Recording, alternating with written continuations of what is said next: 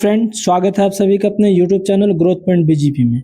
दोस्तों, पिछले पार्ट में हम लोगों ने अध्याय 15 तक कंप्लीट किया था और आज के इस पार्ट में अध्याय 16, 17 और 18 इन 3 चैप्टर को कंप्लीट करते ही हमारे क्लास 8 जो है समाप्त हो जाएंगे।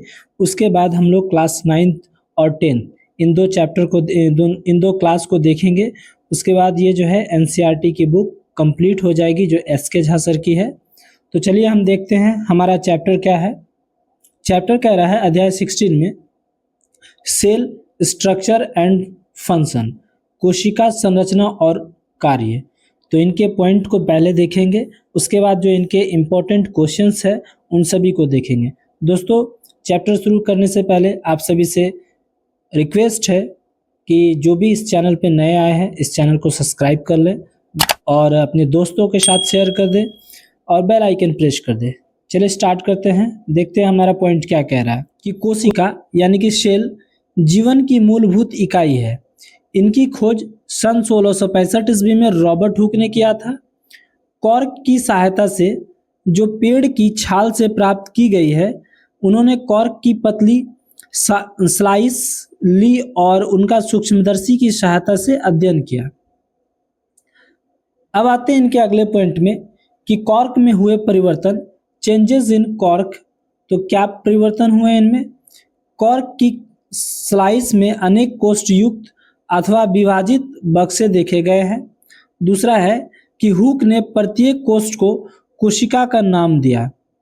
यह वास्तव में मृत कोशिकाएं थी और 2 बक्से जो है मधुमक्खी के छत्ते के समान दिखाई दिए।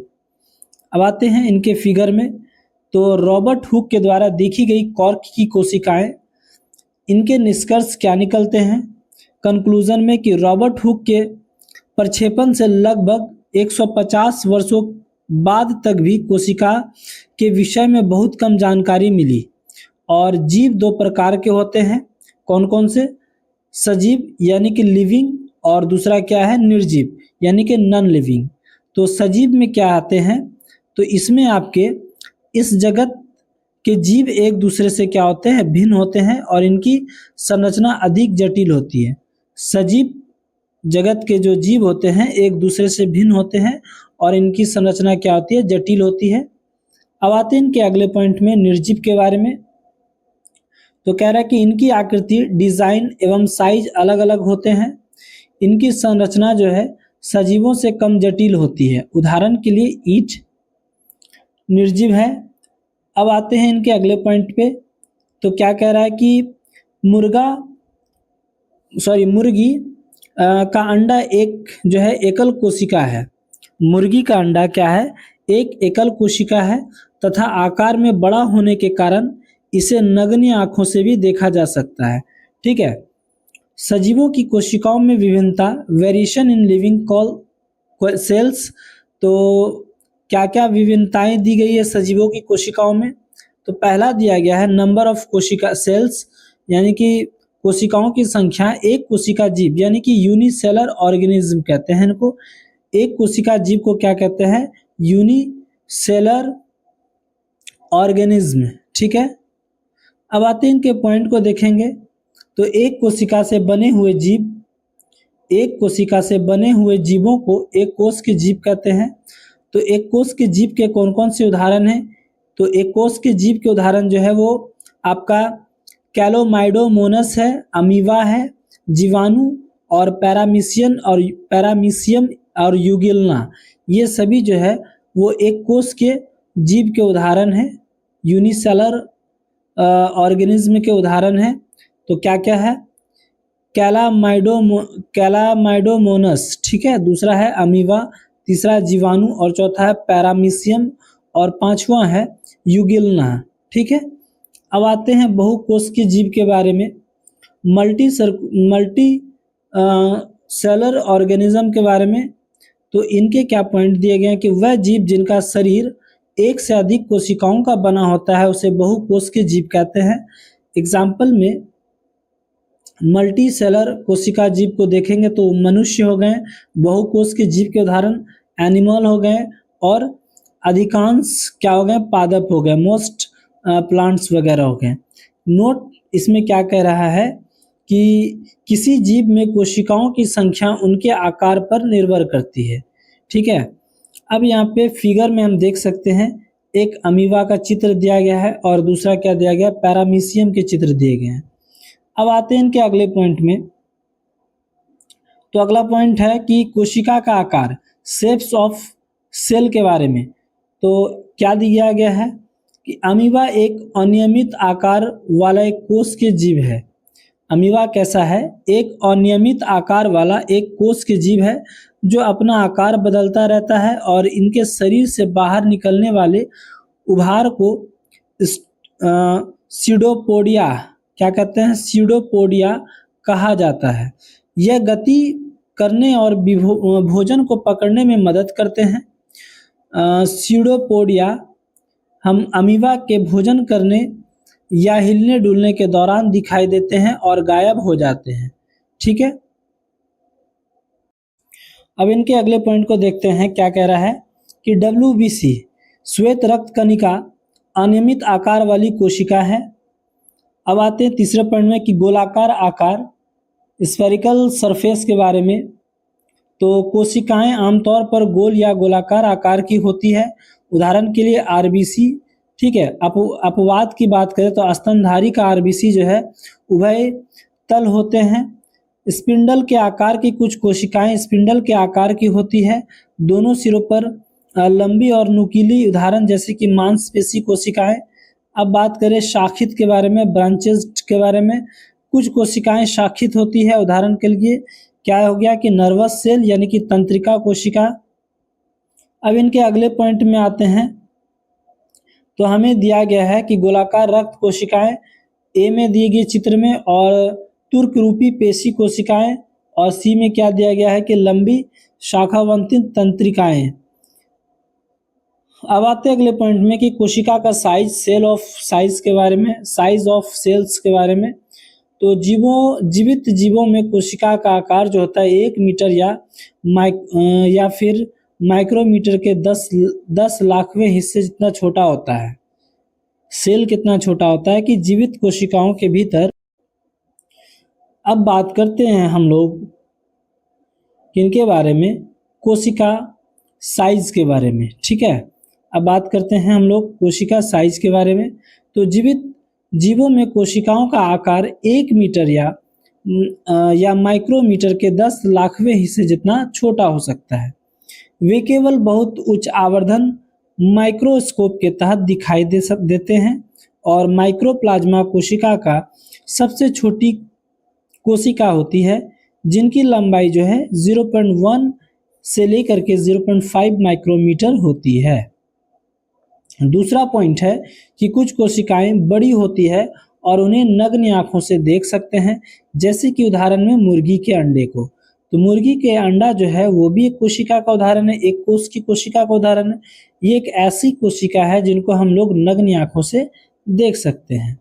सबसे बड़ी कोशिका जो है आपके शुतुरमुर्ग के अंडे की होती है। सबसे बड़ी कोशिका कौन सी होती है, शुतुरमुर्ग के अंडे की होती है, जिनका आकार लगभग 170 mm इंटू 130 mm लंबा होता है। अब आते हैं अगले पॉइंट में। मनुष्य में शुक्राणु सबसे छोटी कोशिकाएं होती है और तंत्रिका कोशिकाएं सबसे लंबी कोशिकाएं होती है। याद रखिएगा इन बातों को कि मनुष्य में शुक्राणु सबसे छोटी कोशिकाएं होती है, और तंत्रिका तंत्र में जो होती है तंत्रिकाएं कोशिका सबसे लंबी कोशिका होती है। अब बात करें कोशिका संरचना और उनके कार्य के बारे में, सेल स्ट्रक्चर और फंक्शन के बारे में। सेल यानी कि कोशिका, और इनके कार्य क्या है, तंतु, अंग, अंग प्रणाली, जीव। अगले पॉइंट को देखते हैं। तो एक विशिष्ट कार्य करने वाली समान कोशिकाओं के समूह को उत्तक कहा जाता है। क्या कहते हैं, एक विशिष्ट कार्य करने वाले समान कोशिकाओं के समूह को उत्तक कहा जाता है, टिश्यूज कहा जाता है। उत्तक अंगों का निर्माण करते हैं और हमारे शरीर में प्रत्येक अंग जो है अलग अलग कार्य करते हैं। अंग अंग प्रणाली बनाते हैं और जो जीवन को बनाए रखने के लिए आवश्यक सभी कार्यों को करने के लिए एक साथ काम करते रहते हैं। ठीक है, कोशिका के भाग के बारे में पढ़ेंगे, पार्ट ऑफ सेल के बारे में।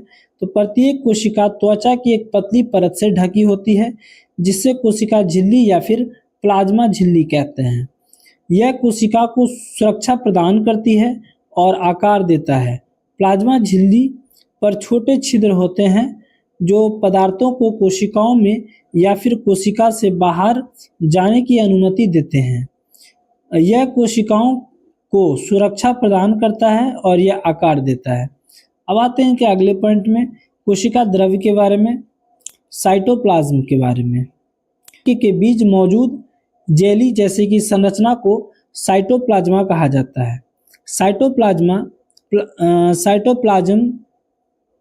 में छोटे छोटे घटक होते हैं जिन्हें अंगक यानी कि ऑर्गेनल कहा जाता है। अब आते हैं कोशिका अंग के उदाहरण। तो कोशिका अंग के उदाहरण है माइटोकॉन्ड्रिया, एंडोप्लाज्मेटिक रेटिकुलम और गोल्जी बॉडी, और चौथा क्या है, राइजोसोम। ये क्या है, example of cells, organ cells के बारे में, यानी कि कोशिकांग के उदाहरण दिए गए हैं। इनके नाम, नाभिक की बात करें, न्यूक्लियस की बात करते हैं हम लोग, तो नाभिक के एक बड़ा गोलाकार अंग है जो कि सभी कोशिकाओं में मौजूद होते हैं। यह कोशिका यह जो है जीवित कोशिका का एक महत्वपूर्ण घटक है। नाभिक को प्लाज्म में एक झिल्ली द्वारा अलग किया जाता है जिसे झिल्ली कहा जाता है। ठीक है, प्लाज्मा झिल्ली की तरह केंद्र झिल्ली भी छिद्र युक्त होती है और साइटोप्लाज्म और नाभिक के अंदर पदार्थों की आवाजाही की अनुमति देती है। इसी तरह इनके आगे के पॉइंट को देखेंगे, फिर हम लोग प्रश्न और उत्तर में आएंगे। तो चित्र में दिया गया मनुष्य की गाल, कपोल कोशिकाएं, और अब आते हैं प्रोटोप्लाज्म के बारे में।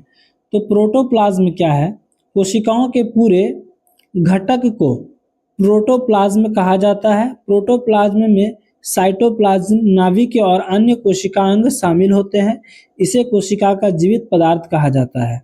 ठीक है, और अगला देखते हैं पॉइंट जीन के बारे में। तो क्या कह रहा है जीन में, तो जीन के बारे में क्या कह रहा है कि नाभिक में धागे जैसी संरचना होती है जिन्हें गुणसूत्र कहते हैं, और गुणसूत्र जो है जीन ले जाते हैं और माता पिता से संतानों में आनुवांशिकता के गुण स्थानांतरित करते हैं। जीन जीवित जीवों में वंशानुक्रम की एक इकाई है। कोशिका भित्ति के बारे में बात करें, सेल वॉल के पॉइंट को देखते हैं। तो पौधे की कोशिकाओं में कोशिका झिल्ली के ऊपर एक अतिरिक्त मोटी परत होती है जिसे कोशिका भित्ति कहते हैं। यह अतिरिक्त परत पौधे की कोशिकाओं को कठोरता और सुरक्षा प्रदान करती है। तीसरे पॉइंट को देखते हैं क्लोरोप्लास्ट के बारे में। तो क्लोरोप्लास्ट क्या है कि कोशिका द्रव्य में प्लास्टिड नामक छोटे रंगीन पिंड मौजूद होते हैं जिनमें क्लोरोफिल नामक जो है हरा वर्णक होता है जो प्रकाश संश्लेषण में मदद करते हैं। अगला पॉइंट है कि पौधे की कोशिकाओं में मौजूद हरे रंग के प्लास्टिड को क्लोरोप्लास्ट कहा जाता है, और क्लोरोप्लास्ट की उपस्थिति के कारण ही पत्ती जो होती है वो हरे रंग की होती है। प्रोकैरियोटिक के पॉइंट को देखेंगे। प्रोकैरियोटिक क्या कह रहा है कि कोशिकाओं का आकार जो है वो आम तौर पर छोटा यानी कि 1 से लेकर के 10 माइक्रोमीटर होते हैं। ठीक है, और केंद्रक झिल्ली अनुपस्थित होता है प्रोकैरियोटिक में। प्रोकैरियोटिक में क्या होते हैं, केंद्रक झिल्ली जो है वो अनुपस्थित होते हैं और न्यूक्लियराइड मौजूद होते हैं जो केंद्र झिल्ली से घिरा नहीं होता है। इनमें एक ही गुणसूत्र होते हैं। झिल्ली में बंधे कोशिकांग अनुपस्थित होते हैं और कोशिका विभाजन विखंडन या नवोदन की प्रक्रिया के द्वारा होता है। अब आते हैं इनके अगले पॉइंट में। तो अगला पॉइंट क्या कह रहा है कि यूकैरियोटिक के बारे में। तो कोशिका का आकार जो है इनमें 5 से लेकर के 100 माइक्रोमीटर का होता है। कोशिका का आकार जो होता है वो 5 से लेकर के 100 माइक्रोमीटर का होता है यूकैरियोटिक में। दूसरा पॉइंट है कि केंद्रक उपस्थित होते हैं, न्यूक्लियोटाइड मौजूद होते हैं जो कि केंद्र झिल्ली से घिरा होता है। एक से अधिक गुणसूत्र इनमें मौजूद होते हैं और अगला है कि झिल्ली से बंधे कोशिकांग जैसे कि mitochondria, endoplasmic reticulum, Golgi body, lysosome आदि मौजूद होते हैं। कोशिका विभाजन जो है वो माइटोसिस और मेयोसिस के द्वारा होता है। कोशिका के विभाजन किनके द्वारा होता है? माइटोसिस और मेयोसिस के द्वारा होता है। पादप एवं जंतु कोशिका की तुलना की गई है। ठीक है, पादप और जंतु कोशिका की तुलना की गई है। अब आते हैं जंतु कोशिका के बारे में। एनिमल सेल के पॉइंट को पढ़ेंगे तो क्या कह रहा है जंतु कोशिका के बारे में कि जंतु कोशिका का आकार जो होता है वो छोटा होता है। जंतु कोशिका प्लाज्मा झिल्ली से घिरी होती है। कोशिका भित्ति इनमें क्या होती है? अनुपस्थित होती है। प्लास्टिड अनुपस्थित होते हैं। और फिर क्या है कि पशु कोशिकाओं में रिक्तिकाएं छोटी और अनेक अस्थायी होती है। पशु कोशिकाओं में नाभिक की जो है आवरण के पास एक एकल गोल्जी उपकरण होते हैं और पशु कोशिकाओं में सेंट्रोसोम होते हैं। पशु कोशिकाओं में क्या होते हैं? सेंट्रोसोम होते हैं। अब इनके पादप सेल के बारे में बात करें, प्लांट सेल को, इनमें क्या पॉइंट दिए गए कि पौधे की कोशिकाएं आमतौर पर पशु कोशिकाओं से बड़ी होती है। पौधे की कोशिकाएं आमतौर पर क्या होती है? पशु की कोशिकाओं से बड़ी होती है। प्लाज्मा झिल्ली के अलावा पादप कोशिका सेल्यूलोज की एक कठोर कोशिका भित्ति से घिरी होती है। पौधे की कोशिकाओं में प्लास्टिड मौजूद होते हैं और पौधे की कोशिकाओं में रिक्तिकाएं बड़ी और अस्थायी होती है। ठीक है, अगला पॉइंट है कि पौधे की कोशिकाओं में सेंट्रोसोम और सेंट्रोओल्स की कमी होती है। पौधे की कोशिकाओं में सेंट्रोसोम और सेंट्रोओल्स की क्या होती है? कमी होती है। अब आते हैं इनके क्वेश्चंस में, तो पहले क्वेश्चंस को देखेंगे। तो चलिए, पहला प्रश्न क्या दिया गया है हमें कि कोशिकाओं, एक कोश के जीवों के संदर्भ में कौन सा कथन सही है? तो एक कोश के जीव के संदर्भ में कौन से कथन सही है? तो 4 ऑप्शंस दिए गए हैं, तो इनके करेक्ट आंसर हो जाएंगे ऑप्शन नंबर सी। क्या कह रहा है कि एक कोशिक जीव सांस लेते हैं और जनन करते हैं। बिल्कुल करेक्ट आंसर हो जाएगा ऑप्शन नंबर सी। अब आते हैं सेकेंड नंबर प्रश्न में। अधिकांश कोशिकाओं को, सेकेंड नंबर क्वेश्चन क्या कह रहा है कि अधिकांश कोशिकाओं को लेंस की सहायता के बिना नहीं देखा जा सकता है, क्यों? तो इनको लेंस की सहायता से इसलिए नहीं देखा जा सकता कि कोशिकाएं जो होती है वो सूक्ष्मदर्शी होती है। ऑप्शन नंबर बी इनका करेक्ट आंसर हो जाएगा। अब आते हैं तीसरे प्रश्न पे। नीचे दिए गए शब्दों में भिन्न समुच्चय को चुनिए। तीसरा नंबर क्वेश्चन कह रहा है कि नीचे दिए गए शब्दों के विभिन्न समुच्चय को चुनना है। तो क्या कह रहा है कि कोशिका झिल्ली, माइटोकॉन्ड्रिया, राइबोसोम और गुणसूत्र, ये जो है आपका भिन्न है। Option number C correct answer हो जाएगा। 4 नंबर क्वेश्चंस में आते हैं कि क्या दिया गया कि निम्नलिखित में से कौन सा शब्द केंद्रक का भाग नहीं है? तो कौन सा शब्द जो है केंद्रक का भाग नहीं है? राइबोसोम नहीं है। करेक्ट आंसर ऑप्शन नंबर ए हो जाएगा, राइबोसोम। अब आते हैं 5 नंबर क्वेश्चंस में। कोशिकाओं के विभिन्न घटकों के लिए उपयुक्त शब्द कौन से है? कोशिकाओं के विभिन्न घटक के लिए उपयुक्त शब्द कौन से है? तो इनके लिए उपयुक्त शब्द है कोशिका अंगक, सेल ऑर्गेन सेल। ठीक है, ऑप्शन नंबर बी सही हो जाएगा। 6 नंबर क्वेश्चन की बात करें तो कोशिकाओं के भीतर पाए जाने वाली जैसे कि पदार्थ, पाए जाने वाले जेली जैसे कि पदार्थ कहते हैं, तो इनको कौन सा पदार्थ कहेंगे? इनको कोशिका द्रव्य कहेंगे। ऑप्शन नंबर डी हो जाएगा। 7 नंबर क्वेश्चन की बात करें तो निम्नलिखित जीवों के उदाहरण की जोड़ियों को देखिए और प्राक केंद्रियों के समूह के अंतर्गत आने वाली जोड़ी कौन सी होंगी? तो इसके अंतर्गत आने वाली जोड़ी जो है वो जीवाणु और नील हरित शैवाल हो जाएगी। Correct answer option number C हो जाएगा। 8 नंबर प्रश्न को देखेंगे। नीचे दिए गए शब्द को देखिए और उस जोड़ी को चुनिए जो लक्षणों की वंशागति से संबंधित है। तो इनके शब्द को देखना है और फिर उस जोड़ी को चुनना है जो कि लक्षणों के वंशागति से संबंधित है। तो इनके करेक्ट आंसर हो जाएंगे गुणसूत्र और gene. Correct answer option number D हो जाएगा, गुणसूत्र और जीन। ठीक है, अब आते हैं 9 नंबर प्रश्न में। सही कथन का चुनाव करें। तो सही कथन कौन से हो जाएंगे इनमें कि जिन गुणसूत्रों पर स्थित होते, बिल्कुल सही है। Correct answer option number A ही हो जाएगा। 10 नंबर में आते तो पत्तियों को हरा रंग किस वर्णक की मौजूदगी के कारण होता है। पत्तियों में हरा रंग जो होता है वो किस वर्णक की मौजूदगी के कारण होता है। तो किनके कारण होता है, पर्णहरित के कारण होता है, क्लोरोफिल कहते हैं जिनको। Option number A correct answer हो जाएगा। तो अब आते हैं अगले प्रश्न पे, 11 नंबर क्वेश्चन पे। कोशिकाओं की लंबाई चौड़ाई को व्यक्त करने के लिए मापने का यूनिट क्या होता है। कोशिकाओं की लंबाई और चौड़ाई को व्यक्त करने के लिए इनको मापने का यूनिट कौन सा होता है। इनको मापने का यूनिट जो होता है वो माइक्रोमीटर होता है। Correct answer option number C हो जाएगा। 12 नंबर प्रश्न की बात करें तो कोशिका झिल्ली का सबसे महत्वपूर्ण कार्य क्या है। कोशिका झिल्ली का सबसे महत्वपूर्ण कार्य क्या है। तो इनके सबसे महत्वपूर्ण कार्य जो है वो कोशिकाओं में प्रवेश करने वाले एवं बाहर जाने वाले पदार्थ को नियंत्रित करती है। तो क्या कार्य इनके कि कोशिकाओं में प्रवेश करने वाले एवं बाहर जाने वाले पदार्थों को नियंत्रित करती है। ऑप्शन नंबर ए इनका करेक्ट हो जाएगा। अब आते हैं 13 नंबर क्वेश्चंस में।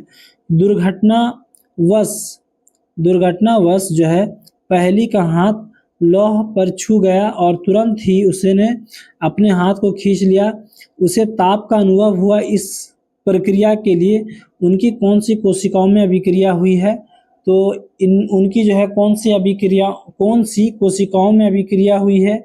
तो ये जो है तंत्रिका कोशिकाओं में जो है अभिक्रिया हुई है, नर्वस सेल्स में। ऑप्शन नंबर सी करेक्ट होगा। अब आते हैं 14 नंबर क्वेश्चन में, 14 में क्या कह रहा है कि बताइए जो पादप कोशिका, पर्णहरित कोशिका और जीवाणु कोशिका में तीनों में पाया जाता है। तो ये जो चीज़ जो है तीनों किस में पाए जाते हैं, आपके कोशिका झिल्ली में पाए जाते हैं। पादप कोशिका, प्राणी कोशिका और जीवाणु कोशिका किन में पाए जाते हैं, कोशिका झिल्ली में पाए जाते हैं। 15 नंबर केंद्रक के भीतर धागे जैसी संरचनाएं होती है, उनको क्या कहते हैं। उनको जो है वो हम लोग गुणसूत्र कहते हैं, क्रोमोसोम कहते हैं। अब आते हैं अगले प्रश्न पे 16 नंबर में। उस कथन को पहचानिए जो कोशिका के बारे में सही है। उस कथन को पहचानिए जो कोशिका के बारे में सही है। करेक्ट आंसर को देखते हैं, चार ऑप्शंस को देखेंगे पहले। तो क्या हो जाएगा इनके, एक कोष के जीव का एकल कोशिका सभी कार्य जो है कर सकती है। Correct answer option number C हो जाएगा। अब आते हैं अगले प्रश्न पे, क्वेश्चन नंबर 17 में निम्नलिखित में से कौन कोशिका नहीं है। तो विषाणु कोशिका नहीं है, ये वायरस है। जीवाणु कौन कोशिका नहीं है, तो विषाणु। Correct answer option number D हो जाएगा। 18 नंबर की बात करें तो निम्नलिखित में से वह कौन सा ऐसा लक्षण है जो तुम्हें पादप कोशिकाओं, प्राणी कोशिकाओं से अलग करके पहचानने में मदद करता है। तो ऐसे कौन से लक्षण है जो तुम्हें पादप कोशिका, प्राणी और अलग करके पहचानने की मदद करता है। तो ये हमारे हो जाएंगे कोशिका भित्ति, ठीक है, cell wall. Correct answer option number A होगा। 19 नंबर क्वेश्चन को देखते हैं। तो पहली ने सूक्ष्मदर्शी की सहायता से एक ऐसी कोशिकाओं को देखा जिनमें स्पष्ट कोशिका भित्ति तो थी किंतु स्पष्ट केंद्रक नहीं था। तो उनको कौन सी कोशिका देखी, तो उन्होंने कौन सी कोशिकाएं देखी थी, तो जीवाणु कोशिकाएं देखी थी, एबैक्टीरियल सेल्स को देखा था। Correct answer option number D होगा। कपोल कोशिकाओं में नहीं होता है डैश। तो कपोल कोशिकाओं में क्या नहीं होता है, तो इनमें जो है आपके लवक नहीं होते हैं। Correct answer option number D हो जाएगा। 21 नंबर क्वेश्चंस को देखते हैं। तो सही कथन को चुनना है। 4 ऑप्शंस दिए गए हैं, इनके सही कथन हमारे हो जाएंगे कि प्रोकैरियोटिक में केंद्रक नहीं होता है। ठीक है, प्रोकैरियोटिक में क्या होता है, केंद्रक नहीं होता है। अब आते हैं अगले प्रश्न में, क्वेश्चन नंबर 22 में क्या कह रहा है कि यूकैरियोटिक के संदर्भ में, किनके संदर्भ में, यूकैरियोटिक के संदर्भ में निम्नलिखित कथनों में से कौन से कथन सही है। तो इनके जो है इनमें से सुव्यवस्थित केंद्रक होता है। Correct answer option number B हो जाएगा। अब आते हैं अगले प्रश्न पे, अब बी हो जाएगा और भी है इनके, और इनमें एक केंद्रक झिल्ली भी होता है। बी और सी ये दोनों हो जाएंगे। तो करेक्ट नंबर जो है इनका ऑप्शन नंबर बी हो जाएगा, 22 नंबर का। अब आते हैं 23 नंबर क्वेश्चन में। कोशिका के बारे में कौन सी कथन को चुनना है, कोशिका के बारे में सही कथन को चुनना है। तो ये हमारे जो है एक उत्तक कोशिकाओं की संरचना समान होती है। Correct answer option number C हो जाएगा। 24 नंबर प्रश्न को देखें। नीचे दी गई तालिका में कुछ शब्द दिए गए हैं और साथ ही 4 रिक्त स्थान ए बी सी और डी करके दिए गए हैं। ठीक है, क्या दिया गया देखते हैं। कोशिका से लक्षण या भाग या कार्य ये दिए गए हैं। अमीबा जो है इनके ए, तो इनमें एक डायग्राम दिया गया है और नीचे क्या कह रहा है कि नीचे दिए गए विकल्पों में से शब्दों के समुच्चय सेट चुनिए। ठीक है, तो इनके सही सेट को चुनना है। तो पहले क्या हो जाएगा, ए नंबर में पादप आ जाएगा, बी प्रकाश संश्लेषण, सी पेशी कोशिका और डी क्या हो जाएंगे, शाखित हो जाएगा। अब आते हैं अगले प्रश्न पे, क्वेश्चन नंबर 25 में। ठीक है, क्वेश्चन नंबर 25 को देखते हैं। पहला प्रश्न है कि कोशिका के किस भाग में कोशिकांग पाए जाते हैं। तो कोशिका के किस भाग में पाए जाएंगे, तो कोशिका द्रव्य में पाए जाएंगे। 26 नंबर क्वेश्चन है कि कोशिका में क्रोमोसोम अथवा गुणसूत्र कहाँ पाए जाते हैं। तो कोशिका में क्रोमोसोम अथवा गुणसूत्र जो है वो आपके केंद्रक में पाए जाते हैं। करेक्ट आंसर ऑप्शन नंबर ए हो जाएगा। 26 की बात करें तो सजीवों में मूलभूत किसमें, सजीवों में मूलभूत संरचनात्मक इकाई होती है। तो किनकी इकाई होती है, कोशिका की होती है। Correct answer option number C हो जाएगा। अब आते हैं 28 नंबर प्रश्न पे। तो क्वेश्चन नंबर 28 कह रहा है कि क्लोरोप्लास्ट अथवा हरित लवक पाए जाते हैं। क्लोरोप्लास्ट अथवा हरित लवक जो है पाए जाते हैं, ये किन में पाए जाते हैं, केवल पादप कोशिका में पाए जाते हैं। और अंतिम प्रश्न देखते हैं इन चैप्टर का, यूकैरियोटिक और प्रोकैरियोटिक में अंतर बताना है। तो यूकैरियोटिक और प्रोकैरियोटिक में अंतर जो है हमारे क्या हो जाएंगे, अंगों का अंतर हो जाएंगे, केंद्रक झिल्ली का हो जाएगा, आकार का हो जाएगा, यानी कि इनका correct answer option number D हो जाएगा। तो दोस्तों अब आते हैं नेक्स्ट अध्याय में।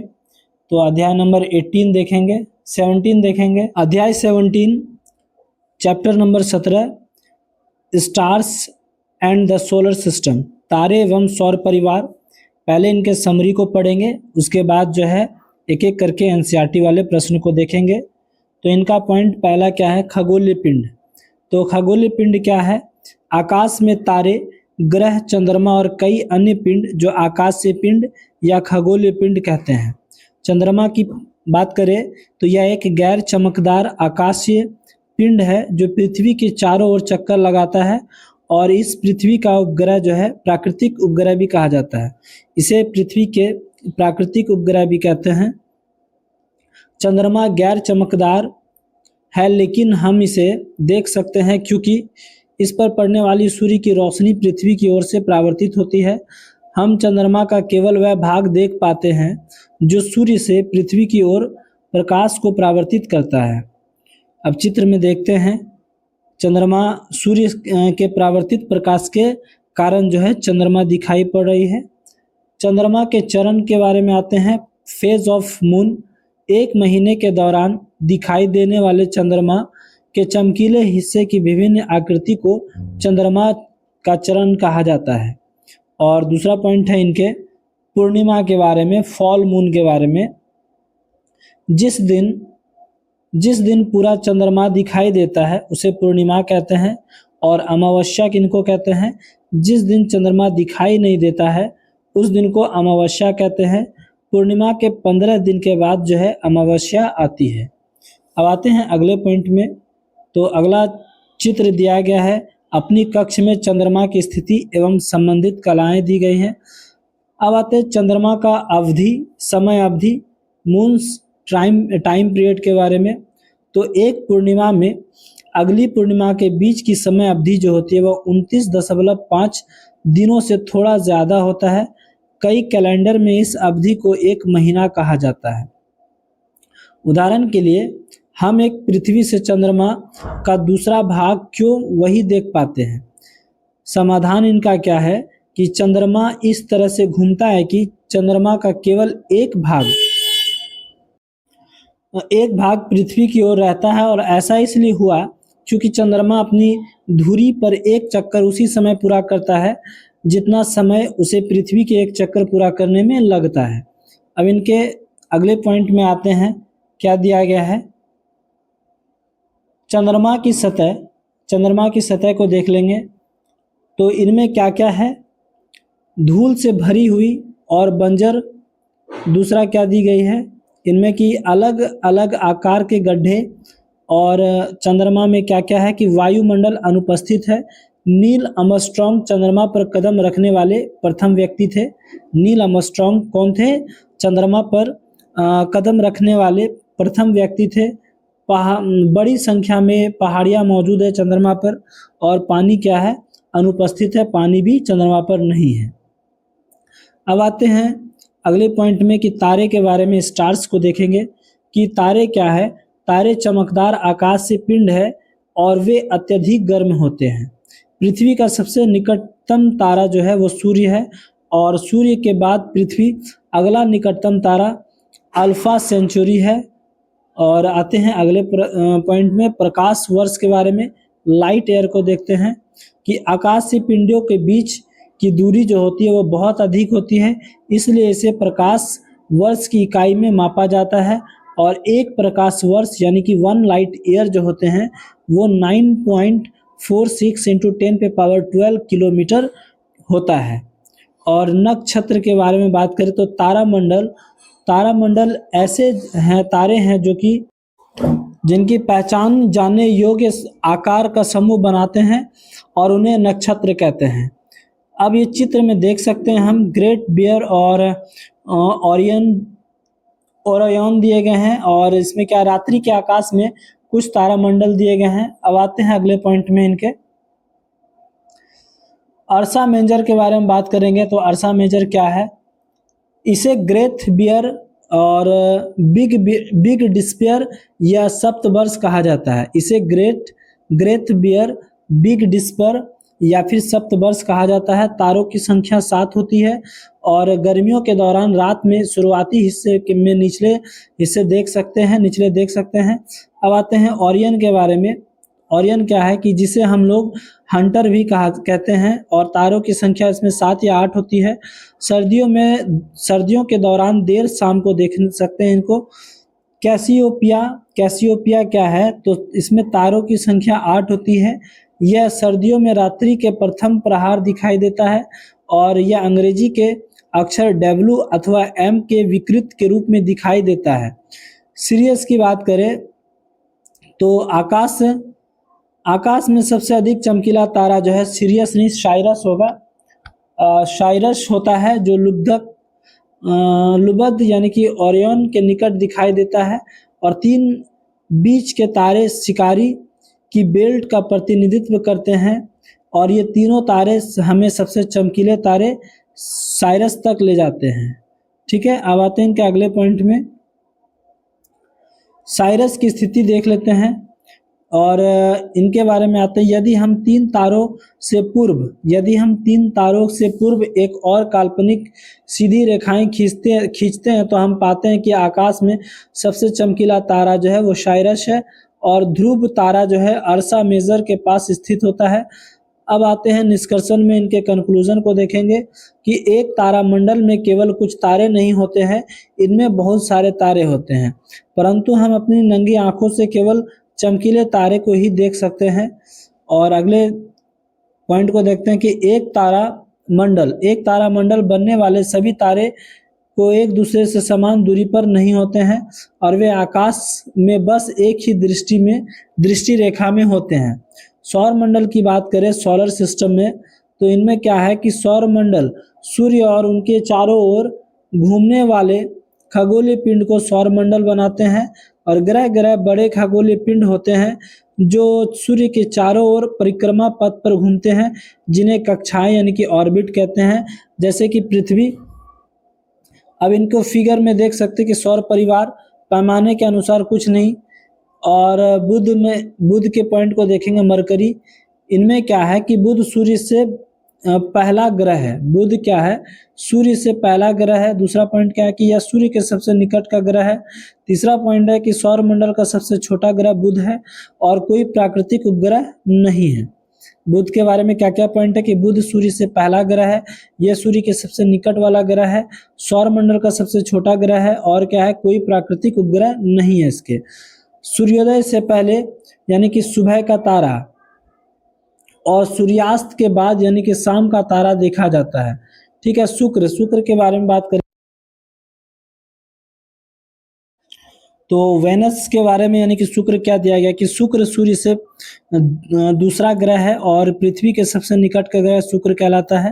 रात के आकाश में सबसे चमकीला पिंड और चंद्रमा को छोड़कर ये क्या है, शुक्र है। सबसे गर्म ग्रह भी शुक्र को कहते हैं हम लोग। और प्राकृतिक में कोई उपग्रह नहीं है, जो कि शुक्र पूर्व से पश्चिम की ओर घूमता है। ठीक है, अब आते हैं इनके अगले, इनको देखते हैं कि पृथ्वी के बारे में क्या कह रहा है कि पृथ्वी सूर्य का तीसरा ग्रह है। जीवन जो है यहाँ पे जीवन केवल इन्हीं में इसी ग्रह पे मौजूद है और पृथ्वी में वायुमंडल और बड़ी मात्रा में पानी है। केवल एक प्राकृतिक उपग्रह चंद्रमा है पृथ्वी का, और पृथ्वी की घूर्णन धुरी झुकी हुई है, जो कि ऋतुओं के परिवर्तन के लिए क्या है, जिम्मेदार है। मौसम के परिवर्तन के लिए ये जिम्मेदार है। अगला पॉइंट आते हैं मंगल के बारे में, जिनको मार्स कहते हैं इंग्लिश में। माफ कीजिएगा, सूर्य से चौथा ग्रह है मंगल। क्या है, सूर्य से चौथा ग्रह है और इसके लाल सतह के कारण इसे लाल ग्रह भी कहा जाता है। ठीक है, मंगल ग्रह को लाल ग्रह भी कहा जाता है। पृथ्वी की कक्षा से बाहर पहला ग्रह कहलाता है और मंगल ग्रह के दो क्या होते हैं, प्राकृतिक उपग्रह होते हैं। बृहस्पति की बात करें तो बृहस्पति ग्रह जुपिटर के बारे में, तो सूर्य से पांचवा ग्रह है बृहस्पति। क्या है, सूर्य से पांचवा है और सौर मंडल का सबसे बड़ा ग्रह है बृहस्पति। ये आकाश में बहुत चमकीला पिंड होता है बृहस्पति। 95 जो होते हैं प्राकृतिक उपग्रह और 4 बहुत बड़े हैं इनमें से बृहस्पति के उपग्रह, और यह हाइड्रोजन और हीलियम से भरा होता है। इसमें हाइड्रोजन और हीलियम होते हैं बृहस्पति उपग्रह में। ठीक है, अब आते हैं अगले पॉइंट में, शनि के बारे में। तो शनि सूर्य से छठा ग्रह है। शनि क्या है, सूर्य से छठा ग्रह है और सौर मंडल का दूसरा सबसे बड़ा ग्रह शनि कहलाता है। एकमात्र ग्रह जिनके पास वलयों की व्यवस्था है वो शनि ग्रह में है। इनके पास 145 प्राकृतिक उपग्रह होते हैं और इनका घनत्व जो है पानी से कम होता है। यूरेनस की बात करें तो यूरेनस जो है सूर्य से 7वां ग्रह है। यूरेनस क्या है, सूर्य से 7वां ग्रह है और सौर मंडल का तीसरा सबसे बड़ा ग्रह जो है यूरेनस है और यह दूरबीन से खोजा गया पहला ग्रह है। इनके पास 28 प्राकृतिक उपग्रह होते हैं। ठीक है, नेपच्यून की बात करें, नेपच्यून की, तो नेपच्यून जो है वो सूर्य से 8वां ग्रह है और सूर्य से सबसे दूर का ग्रह भी नेपच्यून है। दूरबीन से खोजा गया दूसरा ग्रह नेपच्यून है और 14 प्राकृतिक उपग्रह हैं इनके, 14 प्राकृतिक उपग्रह हैं नेपच्यून के। अब अगले पॉइंट में आते हैं आंतरिक ग्रह के बारे में, इनर प्लैनेट्स को देखेंगे, इनके पॉइंट को पढ़ेंगे। तो पहले चार ग्रह बुध, शुक्र, पृथ्वी और मंगल को आंतरिक ग्रह कहा जाता है। ठीक है, और बाहरी ग्रह यानी कि क्वार्टर प्लैनेट्स किनको कहा जाता है कि बृहस्पति, शनि, यूरेनस और नेपच्यून को बाहरी ग्रह कहा जाता है। सौर मंडल के कुछ अन्य सदस्य के बारे में बात करते हैं तो क्या दिया गया है, कृत्रिम उपग्रह। ये जो दिया गया है आर्टिफिशियल उपग्रह, तो इनमें क्या है कि मानव निर्मित है और चंद्रमा के तुलना में पृथ्वी के करीब चक्कर लगाते हैं आर्टिफिशियल उपग्रह। और इनको उदाहरण क्या है, आर्यभट्ट, इनसैट, IRS, कल्पना, एडुकेसेट, ये सभी क्या है, प्राकृतिक उपग्रह है आर्टिफिशियल। कक्षाओं के बीच सूर्य के चारों ओर चक्कर लगाने वाली बड़ी संख्या में छोटी वस्तुओं को क्षुद्र ग्रह कहते हैं। धूमकेतु की बात करें तो यह गैस व धूल कण से बने होते हैं। धूमकेतु जो है गैस और धूल कण के बने होते हैं। ये सूर्य के चारों ओर एक अंडाकार कक्षा में चक्कर लगाते हैं। ये सूर्य के चारों ओर एक अंडाकार कक्ष में चक्कर लगाते हैं। उल्का पिंड के बारे में बात करें तो वे आकाशीय पिंड है जो सूर्य के चारों ओर चक्कर लगाते हैं और आकार में क्षुद्र ग्रहों और धूमकेतुओं से बहुत छोटे होते हैं। इसे शूटिंग स्टार भी कहा जाता है। अब जो है नीचे चित्र में देख सकते हैं कि किसी धूमकेतु की विभिन्न स्थितियां दर्शाई गई है। ठीक है, और अगला पॉइंट है कि कई धूमकेतु समय समय पर दिखाई देते हैं। ऐसी ही धूमकेतु हैली का धूमकेतु जो लगभग 76 साल बाद दिखाई दे दिया है। ठीक है, एग्जाम्पलर के क्वेश्चंस को देखेंगे एनसीईआरटी के। तो पहला प्रश्न हमारा है कि प्रभात तारा नाम दिया गया था। तो प्रभात तारा नाम जो है दिया गया था शुक्र ग्रह को 4 ऑप्शन में। ऑप्शन नंबर डी इनका करेक्ट आंसर होगा। ठीक है, अब आते हैं अगले क्वेश्चन को, क्वेश्चन नंबर 2 में निम्नलिखित में से कौन सा चित्र जो है ध्रुव के तारे की स्थिति को सही प्रदर्शित करता है। तो कौन सा चित्र ध्रुव के तारे की स्थिति को सही प्रदर्शित करेगा। तो चित्र संख्या ए जो है सही प्रदर्शित करेगा। ऑप्शन नंबर ए हो जाएगा इनका करेक्ट आंसर। 3 नंबर प्रश्न की बात करें तो पृथ्वी के चारों ओर सूर्य के पूर्व से पश्चिम की ओर गति करता है प्रतीत होता है, और इसका अर्थ है कि पृथ्वी घूर्णन गति करती है। तो इनका क्या अर्थ है कि पृथ्वी घूर्णन गति करती है तो पश्चिम से पूर्व की ओर गति करती है। Option number B correct answer हो जाएगा। अब आते हैं अगले प्रश्न पे, क्वेश्चन नंबर 4 में चंद्रमा की सतह पर खड़ा हुआ एक कोई अंतरिक्ष यात्री किसी गेंद को ऊपर की ओर फेंकता है तो गेंद क्या हो जाएगा। तो गेंद जो हो जाएगा अंतरिक्ष में लटकी रहेगी। ऑप्शन नंबर सी इनका करेक्ट आंसर होगा। अब आते हैं अगले प्रश्न पे, क्वेश्चन नंबर 5 में मान लीजिए कि यूरेनस तथा नेपच्यून, मान लीजिए कि यूरेनस और नेपच्यून के बीच एक नया ग्रह खोजा गया, इसका आवर्तकाल क्या हो जाएगा। इसका टाइम पीरियड जो है नेपच्यून के आवर्तकाल की अपेक्षा कम होगा। करेक्ट आंसर ऑप्शन नंबर ए हो जाएगा।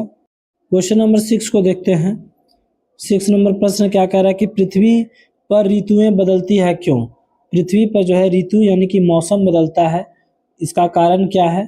तो इनका कारण जो है आपका पृथ्वी का घूर्णन अक्ष इसकी कक्षा के तल के सापेक्ष झुका हुआ है। करेक्ट आंसर ऑप्शन नंबर क्या हो जाएगा डी, यानी कि पृथ्वी जो है घूर्णन गति करती है तो इसका कारण है कि पृथ्वी का घूर्णन अक्ष जो है इनकी कक्षा के तल के सापेक्ष झुका हुआ है। अब आते हैं अगले प्रश्न पे कि 7 महीने कहते हैं कि 7 नंबर प्रश्न को देखते हैं कि महीने के पहले तारीख को नव चंद्र था, उसी महीने की 15 तारीख को कौन सा चित्र की एकल कला को प्रदर्शित करेगा। तो ये चित्र जो है ऑप्शन नंबर ए जो है एकल कला को प्रदर्शित करेगा। अब आते हैं क्वेश्चंस एनसीईआरटी वाले में। तो निम्नलिखित में से कौन सा परिवार जो है का सदस्य नहीं है, कौन से परिवार का सदस्य नहीं है। तो ये हो जाएंगे आपके तारामंडल जो है सौर परिवार का सदस्य नहीं है तारामंडल। Correct answer option number C होगा। अब आते हैं अगले प्रश्न पे, क्वेश्चन 9 नंबर पे कह रहा है कि निम्नलिखित में से कौन सा सूर्य का ग्रह नहीं है। तो निम्नलिखित में से कौन सा सूर्य का ग्रह नहीं है। तो करेक्ट आंसर ऑप्शन नंबर हो जाएगा साइरस। ठीक है, ऑप्शन नंबर ए इसका हो जाएगा। अब आते हैं अगले प्रश्न पे, चंद्रमा की कलाओं के घटने का कारण क्या है। चंद्रमा की कलाओं के घटने का कारण जो है वो आपके 4 ऑप्शंस दिए गए हैं। जब हम चंद्रमा का केवल वह भाग देख सकते हैं जो हमारी प्रकाश को परावर्तित करता हो, उसे हम लोग चंद्रमा की कलाओं के घटने का कारण बता सकते हैं, कह सकते हैं। अब आते हैं अगले प्रश्न पे, क्वेश्चन नंबर 11 नंबर पे क्या कह रहा है कि सूर्य से सबसे अधिक दूरी वाला ग्रह कौन है। तो सूर्य से सबसे अधिक दूरी वाला ग्रह जो है वो नेपच्यून है। Correct answer option number D हो जाएगा नेपच्यून। 12 नंबर की बात करें कि वर्ण में रक्तताप प्रतीत होने वाला ग्रह है। तो ये कैसा प्रतीत होने वाला ग्रह है, मंगल। तो क्वेश्चन नंबर 12 क्या दिया गया है कि वर्ण में रक्तताप प्रतीत होने वाला ग्रह कौन सा है। तो वर्ण में रक्तताप प्रतीत होने वाला ग्रह मंगल ग्रह, ऑप्शन नंबर सी हो जाएगा। अब आते हैं 13 नंबर प्रश्न पे, 13 नंबर क्वेश्चन को देखेंगे। क्या कह रहा है कि तारों का ऐसा समूह जो कोई पैटर्न बनाता है क्या कहलाता है। तारों का ऐसा समूह जो कोई पैटर्न बनाता है वो तारामंडल कहलाएगा। ग्रह की परिक्रमा करने वाले खगोलीय पिंड को क्या कहते हैं। ग्रह की परिक्रमा करने वाले खगोलीय पिंड को उपग्रह कहते हैं। ठीक है, और 15 नंबर क्वेश्चन है कि क्षुद्र ग्रह डैश तथा डैश की कक्षाओं के बीच पाए जाते हैं। तो क्षुद्र ग्रह जो है वो किनकी कक्षाओं के बीच पाए जाते हैं। तो ये हो जाएंगे मंगल और बृहस्पति कक्षाओं के बीच पाए जाते हैं। Correct answer option number D हो जाएगा। अब आते हैं, देखते हैं इनके अगले प्रश्न पे। तो अगला प्रश्न यहीं तक है। अब नेक्स्ट चैप्टर में आते हैं, अध्याय नंबर 18 पे। चैप्टर नंबर 18 देखते हैं जो क्लास 8 की है, और इन्हीं चैप्टर के साथ अध्याय का समाप्ति हो जाए। ये क्लास 8 जो है समाप्त हो जाएंगी, और फिर हम लोग क्लास 9 और फिर 10 इनके साइंस के प्रश्न देखेंगे एनसीईआरटी वाले पे। तो देखते हैं कि चैप्टर अध्याय क्या कह रहा है कि pollution of air and water, वायु तथा जल का प्रदूषण, इनके समरी को पढ़ लेंगे जल्द से जल्द। उसके बाद एनसीईआरटी वाले प्रश्न को देखेंगे। पहला क्या कह रहा है कि वायु में गैस का मिश्रण होता है। वायु में क्या होता है? गैस का मिश्रण होता है, जो आयतन के हिसाब से गैसों के मिश्रण में निम्न शामिल होते हैं। नाइट्रोजन कितना होता है? 78% वायु में, और ऑक्सीजन कितना होता है? 21% होता है। ठीक है। कार्बन डाइऑक्साइड जो है जल वाष्प, आर्गन, मीथेन और ओजोन की थोड़ी मात्रा होती है। अब आते हैं, वायु संरचना दी गई है इनमें क्या कह रहा है कि नाइट्रोजन जो है वो 78% है, और ऑक्सीजन जो है 21% है। ठीक है। और नीचे क्या दिया गया इसमें कि CO2 यानी कि कार्बन डाइऑक्साइड, आर्गन, जलवाष्प और अन्य गैस जो होते हैं वो 1% पे हैं। अब आते हैं इनके दूसरे पॉइंट में कि वायु प्रदूषण के बारे में। जब वायु अवांछित पदार्थों से दूषित होती है, जब वायु जो है अवांछित पदार्थों से दूषित होती है, जिनका सजीव और निर्जीव दोनों पर हानिकारक प्रभाव पड़ता है, तो इसे वायु का प्रदूषण कहेंगे। अब आते हैं इनके अगले पॉइंट में कि मानव गतिविधियों के द्वारा वायु का प्रदूषण। ठीक है। Air pollution by human activities के कारण, मानव के एक्टिविटीज़ के कारण जो है वो वायु के प्रदूषण को दिखाना है। तो ऑटोमोबाइल से निकलने वाला धुआं जो है ये क्या है? मानव एक्टिविटीज़ प्रदूषण है। जलाऊ लकड़ी और गोबर के पहले जलाना। ठीक है। जलाऊ लकड़ी और गोबर के पहले जलाना, उपले जलाना। वायु प्रदूषण के प्रभाव, इफेक्ट्स ऑफ एयर पॉल्यूशन। तो क्या प्रभाव है? अस्थमा, फेफड़ों को अस्थायी क्षति आदि जो है वायु प्रदूषण के प्रभाव के कारण होता है। श्वसन समस्याएं, सांस लेने में समस्याएं वायु प्रदूषण के प्रभाव के कारण होता है। और अगला पॉइंट है इनका कि ऑटोमोबाइल कार्बन मोनोऑक्साइड जैसे उच्च स्तर के प्रदूषक उत्पन्न करते हैं, जो कि हीमोग्लोबिन की O2 वाहन क्षमता को कम करते हैं। तीसरा है कि नाइट्रोजन के ऑक्साइड यानी कि स्मॉग बनाते हैं, धुआं बनाते हैं। धुआं और कोहरा जब मिलते हैं तो धुआं होता है। यह धुआं बच्चों में अस्थमा या खांसी और घबराहट का कारण बनती है। और अगला पॉइंट है कि लीक हुए रेफ्रिजरेटर, एयर कंडीशनर और एरोसोल स्प्रे CFC नामक एक घटक छोड़ते हैं, जो वायुमंडल की ओजोन परत को क्या कर देता है? नष्ट कर देता है। ऑटोमोबाइल से निकलने वाले धुएं में निलंबित कण होते हैं, जो कि लंबे समय तक हवा में रहते हैं और दृश्यता कम करते हैं। ताजमहल पर वायु प्रदूषण के प्रभाव, effects of air pollution on Taj Mahal. तो क्या है? आगरा और उनके आसपास स्थित रबर प्रसंस्करण, ऑटोमोबाइल, रसायन और विशेष रूप से मथुरा तेल रिफाइनरी जैसे उद्योग से सल्फर डाइऑक्साइड यानी कि SO2 और नाइट्रोजन डाइऑक्साइड यानी कि NO2 निकलने के कारण ताजमहल दिन प्रतिदिन पीला होता है। और अगला पॉइंट है इनका कि यह कार्बन डाइऑक्साइड यानी कि CO2 गर्मी को फंसाता है और इससे बाहर जो है नहीं निकलने देता है। इससे पृथ्वी का तापमान बढ़ता है और इसे ग्लोबल वार्मिंग के रूप में जाना जाता है। कार्बन डाइऑक्साइड CO2 के अलावा मीथेन, नाइट्रस ऑक्साइड, जलवाष्प भी जो है ग्लोबल वार्मिंग के लिए जिम्मेदार है। ग्रीन हाउस गैस के उत्सर्जन को कम करने के लिए क्योटो प्रोटोकॉल के नाम से एक समझौता किया गया है। अब आते हैं वायु प्रदूषण को कम करने के उपाय के बारे में। Measurement to reduce air pollution, तो इनके क्या उपयोग किए गए उपाय किए गए हैं। हमें ईंधन बचाने के लिए हमें अपने वाहन के बजाय सार्वजनिक परिवहन का उपयोग करना चाहिए। हमें छोटी दूरी के लिए साइकिल या पैदल चलना चाहिए। हमें पटाखे नहीं जलाने चाहिए। एलपीजी, सीएनजी का उपयोग करके कचरे को कचरे को जलाने के बजाय उसका उचित तरीके से निपटारा करना चाहिए। हमें अधिक से अधिक पेड़ लगाने चाहिए जो वायु प्रदूषण को रोकने में हमारी मदद करेंगे। ठीक है, आते हैं अगले पॉइंट पे इनके। तो जल प्रदूषण के बारे में पढ़ेंगे, वाटर पॉल्यूशन के बारे में। तो वाटर पॉल्यूशन क्या है, जल पॉल्यूशन। इनमें जो है आपकी सीवेज, विषैले रसायन और गाद आदि से जल दूषित होते हैं होना। जल निकाय के जल जीवन को नुकसान पहुंचाता है, जल प्रदूषण कहलाता है।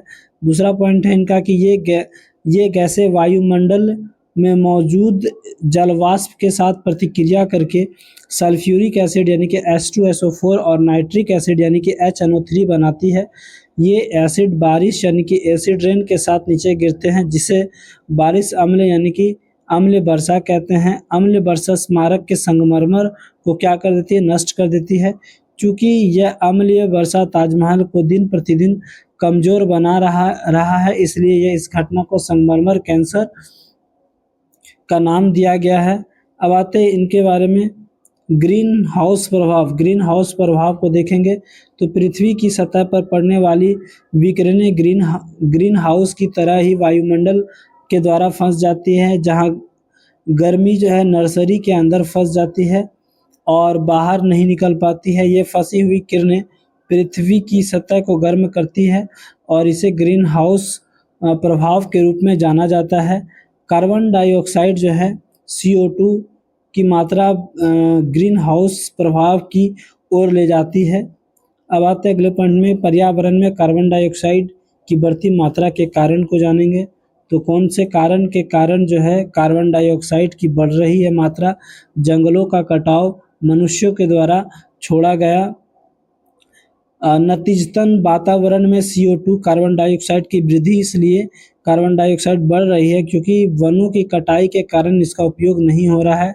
और अगला पॉइंट देखते हैं कि गंगा नदी को बचाने के लिए की गई योजना, plant made to save river Ganga. ठीक है, तो 1985 ईस्वी में गंगा एक्शन प्लान GAP यानी कि गंगा एक्शन प्लान लागू किया गया था। 2016 में स्वच्छ गंगा के लिए राष्ट्रीय मिशन नामांगी NMCG, ठीक है, NMCG इनका गठन किया गया।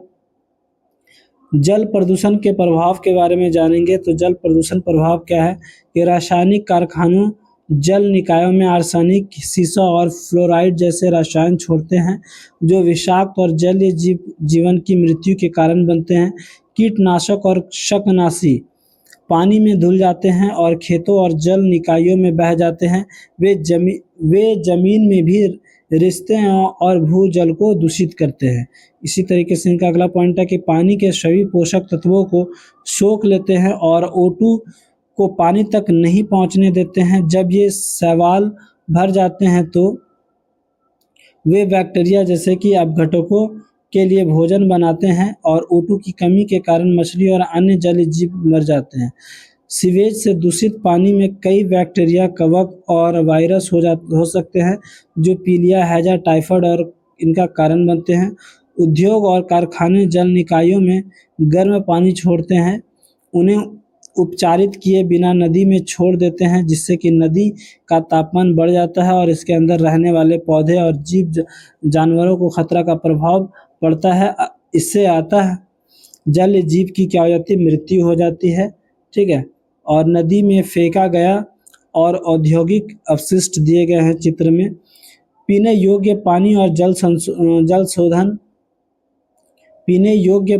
जल शोधन पानी के लिए उपयुक्त पानी को पीने योग्य पानी कहा जाता है। और पीने के पानी छानने के तरीके यानी कि मेथड टू फिल्टर वाटर के बारे में पढ़ेंगे। तो फिजिकल मेथड यानी कि भौतिक विधि क्या है इनका, तो अशुद्धियों वाले पानी को छानकर इन अशुद्धियों को दूर किया जाता है। ठीक है, उबालना जैसे कि बॉइलिंग अशुद्धियों वाले पानी को उबालने से उसमें सभी बैक्टीरिया और अशुद्धि क्या हो जाती है, निकल जाती है। क्लोरोनीकरण के द्वारा, ठीक है, क्लोरोनीकरण के द्वारा अब देखते हैं क्लोरीन की गोलियां और ब्लीचिंग पाउडर मिलाना, इससे पीने पानी लायक हो जाएगा। ये सभी जो है आपके पीने पानी को छानने के तरीके हैं, मेथड है। जल उपचार संयंत्र चित्र द्वारा दिया गया है। पानी की कमी से रोकने का उपाय, पानी की कमी को रोकने के उपाय को देख लेते हैं। आबादी औद्योगिकरण को कम करके, ड्रिप सिंचाई विधि का उपयोग करके, पानी की रिसाइकिल करके हमें अपने दैनिक कार्यों के लिए पानी के अनावश्यक उपयोगों को कम करने के प्रयास करना चाहिए। ठीक है, अब आते हैं एनसीईआरटी के क्वेश्चंस में। तो इनके पहले प्रश्न को देखेंगे। तो पहला क्वेश्चन है हमारा, वायु विभिन्न गैसों का मिश्रण है, इसमें से एक गैस वायु का 21% भाग है और यह मानव के जीवित रहने के लिए आवश्यक है। यह गैस है, तो यह गैस कौन सी गैस है? तो ये आपकी 4 ऑप्शन दी गए, नाइट्रोजन, ऑक्सीजन, ओजोन और आर्गन। तो इनमें से ऑक्सीजन गैस जो है ये जीवित रहने के लिए आवश्यक है। Option number B correct answer हो जाएगा, ऑक्सीजन। अब आते हैं दूसरे नंबर प्रश्न पे। निम्नलिखित में से कौन सा वायु प्रदूषण, तो वायु प्रदूषण के स्रोत कौन नहीं है? 4 ऑप्शन दिए गए हैं, मोटर वाहनों के निर्वातक, लकड़ी का जलना, पवन चक्की। तो पवन चक्की इनका करेक्ट आंसर हो जाएगा, ऑप्शन नंबर सी। अब आते हैं तीसरे क्वेश्चन में। तो क्या कह रहा है कि बूझो वायु प्रदूषण कम करने में योगदान करना चाहता है, उसे अपने विद्यालय जाने के लिए किस वाहन का उपयोग करना चाहिए? कार का, स्कूल बस का, ऑटो रिक्शा का या स्कूटर का? तो किन चीज़ का उपयोग करना चाहिए जिससे कि वायु प्रदूषण को वो कम कर सके? तो स्कूल बस का। ठीक है, ऑप्शन नंबर बी इनका करेक्ट आंसर हो जाएगा। अब आते हैं अगले प्रश्न पे, क्वेश्चन नंबर 4 में। निम्नलिखित में से कौन सा तरीका जल संरक्षण के लिए नहीं है? तो कौन सा तरीका जो है वो जल संरक्षण के नहीं है? तो प्रतिस्थापन जो है वो जल संरक्षण के लिए नहीं है। Option number A correct answer होगा। अब आते हैं क्वेश्चन नंबर 5 में। तो आगरा में ताजमहल को अधिकतम प्रभावित करने वाले प्रदूषक के प्रकार है। तो आगरा में जो है ताजमहल को अधिकतम प्रभावित करने वाले प्रदूषक प्रभाव कौन से हैं? वायु प्रदूषण है, जल है, मृदा है, ध्वनि है। तो ये हो जाएंगे आपके वायु प्रदूषण। Option number A correct answer हो जाएगा। 6 नंबर में आते हैं कि पेट्रोल और डीजल, 6 नंबर क्वेश्चन क्या कह रहा है कि पेट्रोल और डीजल जैसे ईंधनों का अपूर्ण दहन होता है। तो किनका अपूर्ण दहन होता है? कार्बन मोनोऑक्साइड का होता है। Correct answer option number C हो जाएगा। 7 नंबर प्रश्न पे आते हैं। तो संगमरमर के संरक्षण का कारण है, तो इनके संरक्षण के कारण को क्या हो जाएंगे? अम्लीय वर्षा हो जाएंगे। संक्षारण के कारण हो जाएंगे अम्लीय वर्षा। Correct answer option number D हो जाएगा। 8 नंबर क्वेश्चन में आते हैं कि पेयजल वह जल है जो, तो पेयजल कौन सा जल है जो शुद्ध और पानी योग्य होता है? करेक्ट आंसर ऑप्शन नंबर क्या हो जाएगा? सी हो जाएगा। पेयजल कौन सा वह जल है तो शुद्ध और पीने योग्य होता है। 9 नंबर प्रश्न को देखेंगे। तो निम्नलिखित में से कौन सा प्रक्रम आपको हर प्रकार की अशुद्धियों से मुक्त कर देगा? तो 4 ऑप्शंस दिए गए हैं, कौन सा प्रक्रम जो है हर प्रकार की अशुद्धियों से मुक्त कर देगा? तो ये जो है आपका ऑप्शन नंबर क्या हो जाएगा? आसवन विधि के द्वारा, आसवन विधि के द्वारा हर प्रकार के अशुद्धियों को ये मुक्त कर देगा। ऑप्शन नंबर 20 का करेक्ट आंसर हो जाएगा। अब आते हैं 10वें नंबर प्रश्न पे। तो एक तालाब में स्वच्छ जल है, निम्नलिखित में से कौन सी गतिविधि जल को सबसे कम प्रदूषित करेगी? तो कौन सी गतिविधि जल को सबसे कम प्रदूषित करेगी? तो तालाब में जानवरों का नहाना। Option number B correct answer हो जाएगा। 11 नंबर क्वेश्चन कह रहा है कि वृक्ष हमारे पर्यावरण प्रदूषण कम करने में मदद करते हैं। प्रति वर्ष जुलाई के महीने में लोगों द्वारा लाखों पेड़ लगाए जाते हैं और ये अवसर कहलाते हैं। तो ये कौन से अवसर कहलाते हैं? वन महोत्सव कहलाते हैं। Correct number option number C हो जाएगा। अब आते हैं 12 नंबर प्रश्न पे। निम्नलिखित में से कौन सी ग्रीन हाउस गैस नहीं है? तो कौन सी ग्रीन गैस हाउस नहीं है? नाइट्रोजन नहीं है। करेक्ट आंसर ऑप्शन नंबर ए हो जाएगा। 13 नंबर प्रश्न के देखते हैं। तो निम्नलिखित में से कौन सी पौधा घर गैस नहीं है? तो कौन सी पौधा घर गैस नहीं है इनका? तो इनमें हो जाएगा आपके nitrogen. Correct answer option number D हो जाएगा। अब आते हैं अगले प्रश्न पे। 14 नंबर क्वेश्चन पे वायुमंडल में नाइट्रोजन का गैस कितना प्रतिशत है? तो वायुमंडल में नाइट्रोजन गैस का जो है 78% है, 78%। ऑप्शन नंबर सी करेक्ट हो जाएगा। तो दोस्तों इन्हीं के साथ जो है हमारा चैप्टर नंबर 18 और क्लास जो है 8 ये दोनों समाप्त होते हैं। क्लास 8 समाप्त हो चुका। अब हम लोग जो है नेक्स्ट वीडियो में क्लास 9 को पढ़ेंगे, स्टार्ट करेंगे। ठीक है, तब तक के लिए जय हिंद, नमस्कार, अपना ख्याल रखें।